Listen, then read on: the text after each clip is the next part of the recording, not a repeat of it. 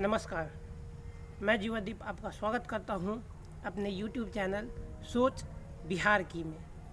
जैसा कि मैं पहले ही कह चुका था कि मैं आपके सामने लाने जा रहा हूं श्री राम जन्मभूमि आंदोलन और उससे जुड़े तमाम अनसुनी कहानियों को, और हमारा माध्यम बनेगी एक पुस्तक जिसका नाम है युद्ध में अयोध्या, और बहुत सारे स्रोत जिससे मैंने इन सभी कहानियों और तथ्यों को संग्रहित किया है। तो चलते हैं, सुनते हैं युद्ध में अयोध्या और राम जन्मभूमि आंदोलन की उन कहानियों को, जो कि शुरुआत होती है बाबर के सेनापति मीर बाकी के द्वारा श्री राम जन्मभूमि मंदिर के विध्वंस से 1528 से लेकर और 5 अगस्त 2020 यानी भगवान श्री राम के मंदिर के शिलान्यास तक की कहानी को। तो चलिए शुरू करते हैं अपने इस सिलसिले को। जय श्री राम। बात उस समय की है जब यह पूरा अखंड भारत छोटे छोटे राज्यों में बटा हुआ था और इनके शासक अधिकतर सनातनी हिंदू हुआ करते थे, लेकिन उनमें एकता नहीं होने के कारण बाहरी आक्रमण को वो झेल नहीं पा रहे थे। 1526 ईस्वी जब दिल्ली का शासक इब्राहिम लोधी और बाबर, जो कि ताशकंद का बादशाह था, वह आक्रमण करता है अपने अति भयंकर सेनापति मीर बाकी के साथ। इब्राहिम लोधी इस युद्ध में, जो कि पानीपत का युद्ध हुआ, उसमें हार जाता है। वो युद्ध भी पानीपत में ही लड़ा गया था।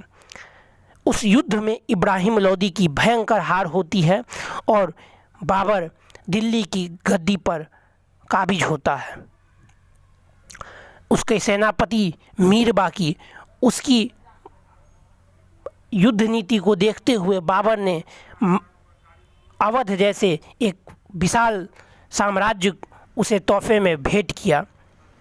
मीर बाकी, जो कि अवध का तात्कालिक शासक था, उसने अपने जो बादशाह था बाबर, उसे खुश करने के लिए उसने वहाँ के प्रमुख मंदिरों को ध्वस्त करना शुरू किया।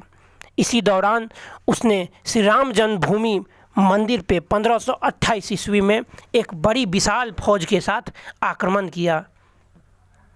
तत्कालिक इतिहासकारों से ऐसा वर्णन मिलता है कि जब बाबर के सेनापति मीर बाकी ने मंदिर पर हमला किया तो वहाँ के नागा साधुओं ने, जिनकी संख्या कुछ हजार थी और लाखों की संख्या में बाबर की सेना जब मंदिर को चारों तरफ से घेरी, तो उन नागा साधुओं ने हजारों हजार की सैनिकों के साथ युद्ध लड़ा। राम जन्मभूमि के वे नागा साधु अंतिम सांस तक लड़ते रहे बाबर की इस विशाल सेना के सामने।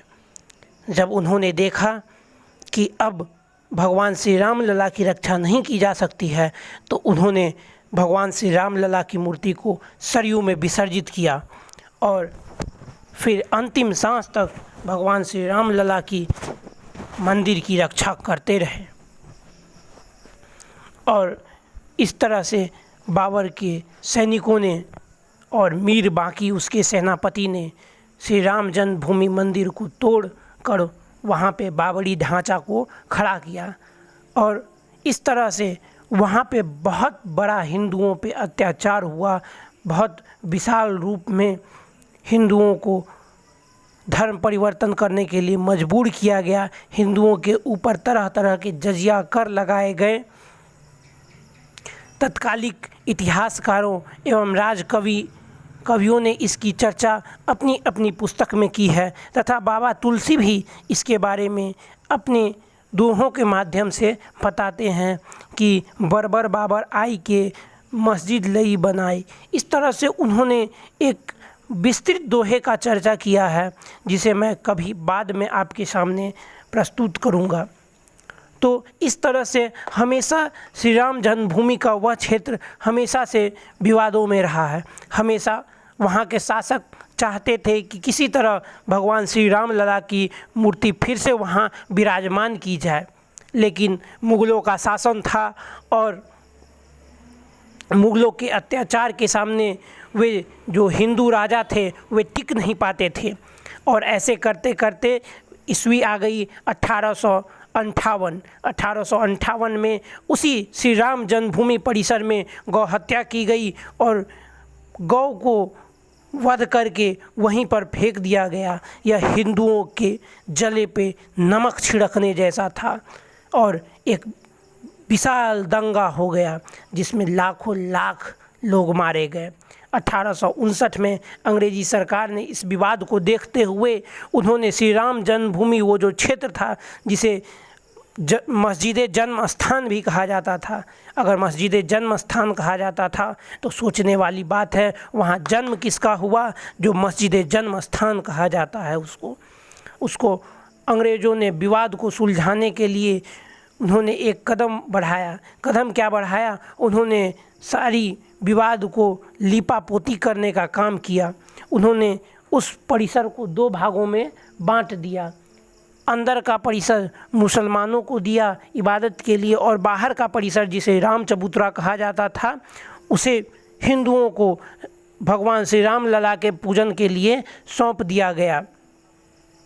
इससे असंतुष्ट होकर महंत रघुवर दास और निर्मोही अखाड़ा 1885 ईस्वी में फिर से ब्रिटिश कोर्ट गए और उन्होंने पूजा का अधिकार मांगा और कहा यह भगवान श्री राम की जन्मभूमि है और यहाँ पे भगवान श्री राम लला की मूर्ति रहनी चाहिए, यहाँ उनकी पूजा होनी चाहिए, न कि कोई और धर्म का यह इबादत गाह है। इस बात को समझते हुए ब्रिटिश जज का जो बयान आया वो सोचने वाली है। उन्होंने ब्रिटिश जज ने बयान दिया कि बहुत दुर्भाग्य की बात है कि यहाँ राम का मंदिर होना चाहिए, वहाँ आज मस्जिद है, राम अपने घर में ही बेघर हुए हैं। ये सभी तो अंग्रेज़ों ने एक कोर्ट के माध्यम से सुनवाई की मगर कभी इस मुद्दे का निपटारा नहीं किया। धीरे धीरे देश आज़ादी की ओर बढ़ा और देश आज़ाद भी हो गया। उसके बाद देश के प्रथम राष्ट्रपति डॉक्टर राजेंद्र प्रसाद और सरदार वल्लभ भाई पटेल ने जिस तरह से सोमनाथ मंदिर का जीर्णोद्धार करवाया, उन्होंने सोचा अयोध्या, राम जन्मभूमि, मथुरा और काशी जैसे मंदिरों का भी जीर्णोद्धार किया जाए जो कि विदेशी आक्रांताओं के द्वारा तोड़े गए थे और यहाँ की सभ्यता संस्कृति को चोट पहुंचाई गई थी। लेकिन तत्कालिक प्रधानमंत्री श्री जवाहरलाल नेहरू ऐसा नहीं चाहते थे। उन्हें लगता था ऐसा करने से मुसलमानों को ठेस पहुंचेगी, उनकी भावनाओं को, और ये श्री नेहरू का ये झूठा सेकुलरिज्म का नाटक देश आज तक झेल रहा है, जिस कारण से श्री राम जन्मभूमि मंदिर का न तो जीर्णोद्धार हो पाया और न ही वो मंदिर फिर से बन पाया। लेकिन देखते देखते 1949 की ईस्वी आ ही गई। 49 की ईस्वी यह बहुत ही ऐतिहासिक समय है मित्रों। मैं अभी जो आपको बता रहा हूँ यह कहानी एक पुस्तक युद्ध में अयोध्या से ली हुई है और इसके सभी जो जानकारियाँ हैं वे प्रामाणिक जानकारियां हैं एवं विभिन्न स्रोतों से इकट्ठा की गई है। 1949 ईस्वी में अयोध्या के तत्कालिक कलेक्टर के नैयर, जो कि बहुत बड़े राम भक्त थे, और सिटी मजिस्ट्रेट गुरुदत्त सिंह, ये दोनों ऐसे व्यक्ति थे जो सरकारी पद पर होते हुए भी इनकी मन में तीव्र इच्छा थी कि अयोध्या में श्री राम जन्मभूमि मंदिर का निर्माण भव्य तरीके से किया जाए और शीघ्र किया जाए। लेकिन जवाहरलाल नेहरू ऐसा नहीं चाहते थे। जब 1949 में इन दोनों सरकारी अफसरों ने संतों महंतों को गैर सरकारी तरीके से एक सहमति दी कि आप वहाँ श्री राम लला की मूर्ति की स्थापना करें, बहुत सारे संत लगभग 40 की संख्या में 22 और 23 दिसंबर 1949 की रात भगवान श्री राम लला की मूर्ति को सरयू में स्नान करवा कर पूजा पाठ करके वे इस जन्म स्थान मंदिर, जिसे मस्जिद कहा जाता था, बाबरी मस्जिद कहा जाता था, उसकी तरफ बढ़ चढ़े और वहाँ पर इन्होंने इस श्री राम लला की मूर्ति की स्थापना की, ऐसा मुस्लिम पक्ष कहते हैं। जबकि ऐसा कोर्ट के सामने यह आया कि यह भगवान श्री राम लला स्वयं वहाँ प्रकट हुए थे। वहाँ के उस समय के जो रात्रि प्रहरी थे उनका नाम है आपको बरकत अली थे। तो बरकत अली साहब जब वहाँ पे रात्रि चौकीदारी कर रहे थे तो उन्होंने ऐसा कोर्ट में बयान दिया है कि उनके सामने एक दिव्य प्रकाश, अलौकिक प्रकाश दिखाई दिया, जिसके कारण उनकी आंखें चौंधिया सी गई। जब वे नज़दीक जाकर देखे तो वे भगवान श्री राम लला वहाँ पे प्रकट हो चुके थे।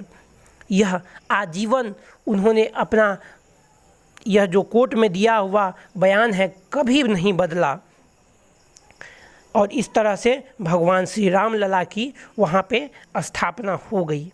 लेकिन वहाँ पे हुआ कि अब पूजा कैसे किया जाए, क्योंकि वहाँ पे पूजा का अधिकार पे रोक लगा हुआ था और उस समय के जो मुख्यमंत्री थे गोविंद वल्लभ पंत जी, ये सरदार पटेल की भावनाओं से बहुत संबंधित थे और वहाँ पे जन्मभूमि पे, श्री राम जन्मभूमि और